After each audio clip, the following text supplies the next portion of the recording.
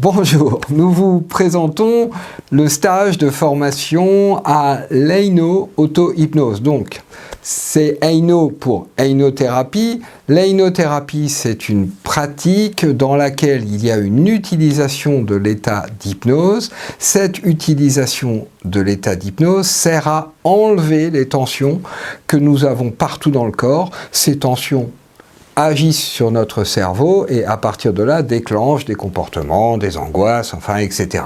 Donc c'est une pratique qui vise à enlever les choses. Il y a des vidéos, il y a des sites qui parlent de l'einothérapie, il y a plusieurs livres. Il y a Vaincre peur et culpabilité, il y a Votre corps en sait plus que votre cerveau, que j'ai écrit.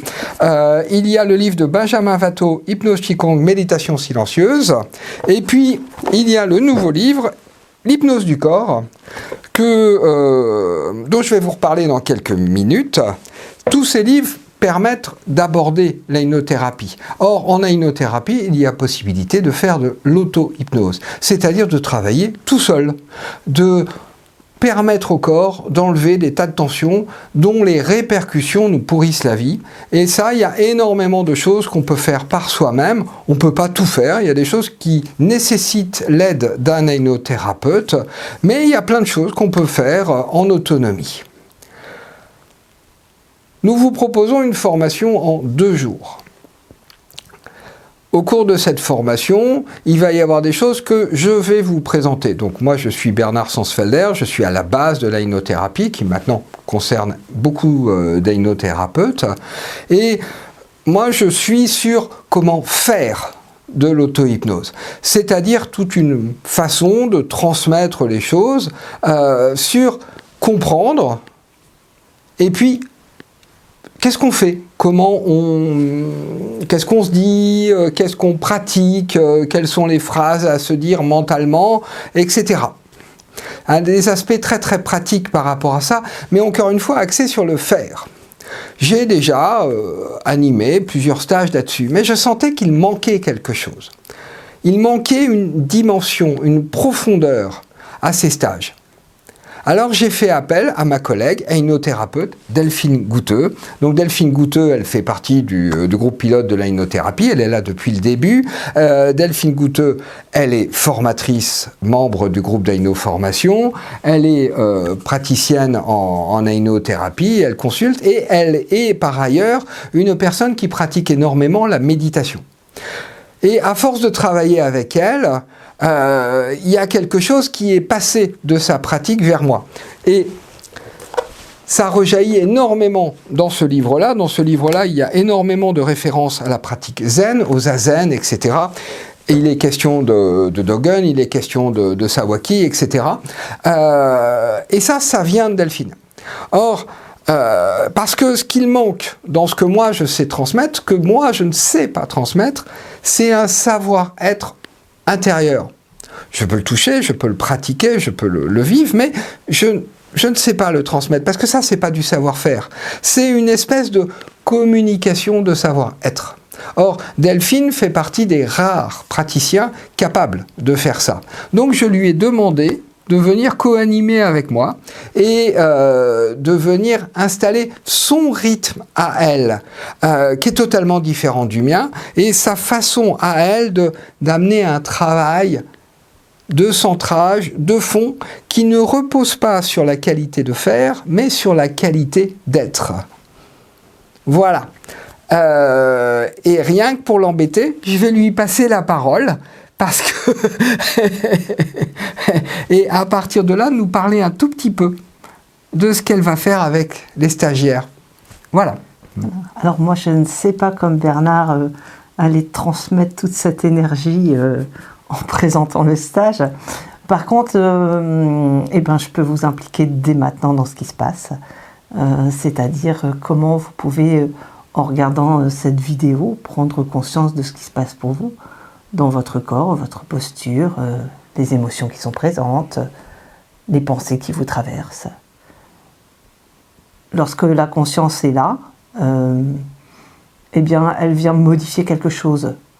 Comme on le fait lorsqu'on fait des séances On sait que l'observateur va finalement venir modifier le résultat de l'expérience, dans bien des cas.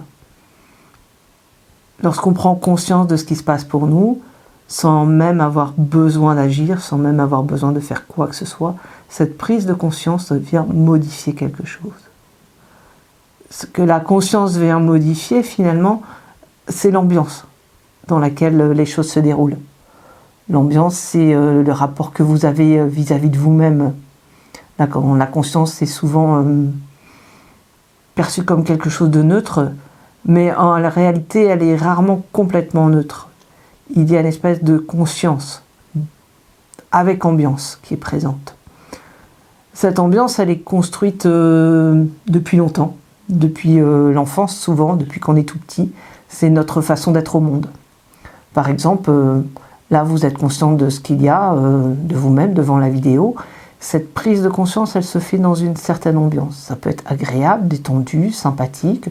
Il peut y avoir de la peur, il peut y avoir la culpabilité d'être en train de regarder des vidéos, peut-être plutôt que de faire autre chose par exemple. Il peut y avoir une multitude d'autres choses, de l'intérêt, des choses comme ça. Donc cette ambiance, elle va venir modifier nos pensées. Elle va venir modifier nos actes, elle va venir modifier plein de choses dans notre vie. Quand on fait quelque chose, finalement, on le fait toujours dans une certaine ambiance. On peut faire la même chose d'un en face de l'autre, par exemple, partager un repas. Eh bien, l'ambiance va être différente pour chacune des personnes. Et l'ambiance qu'il y a à l'intérieur, elle va finalement ressurgir aussi sur l'extérieur, venir modifier ce qui se passe autour de vous, dans vos interactions sociales, dans votre vie. Donc, moi, ce que je vous propose, c'est vraiment d'aller faire un travail d'introspection, d'aller prendre conscience de vous-même, de votre corps, de vos pensées, de vos émotions, et puis de cette ambiance dans laquelle, ces ambiances dans lesquelles vous êtes plongé tout au long de la journée, les ambiances qui proviennent de l'extérieur, qui viennent modifier la vôtre, vos ambiances intérieures qui viennent modifier votre perception du monde. À partir de cette prise de conscience, il est possible d'agir, mais de façon très indirecte. Il s'agit d'aller modifier l'ambiance à partir d'un élan du cœur souvent. C'est ce qu'il y a de plus simple, c'est ce qu'il y a de plus aisé. Et puis à un moment, dépasser cette volonté de contrôler, de maîtriser pour simplement se laisser porter par l'élan. Voilà, donc je vous invite à nous retrouver pour ce stage de 2 jours avec 2 visions très complémentaires, et même si au départ elles peuvent sembler difficiles à concilier, c'est ça qui est intéressant justement. Hein, ça fait partie des choses à vivre, ça fait partie des choses à expérimenter. Comment à partir de 2 visions des choses, on peut aller se sentir bien sans chercher nécessairement à les opposer, au contraire. Trouver comment elles peuvent s'aider l'une l'autre et élargir notre champ de vision, notre champ de perception du monde. Alors tous les détails pratiques, organisation, etc., c'est joint dans le texte qui est avec cette vidéo. À bientôt. À bientôt.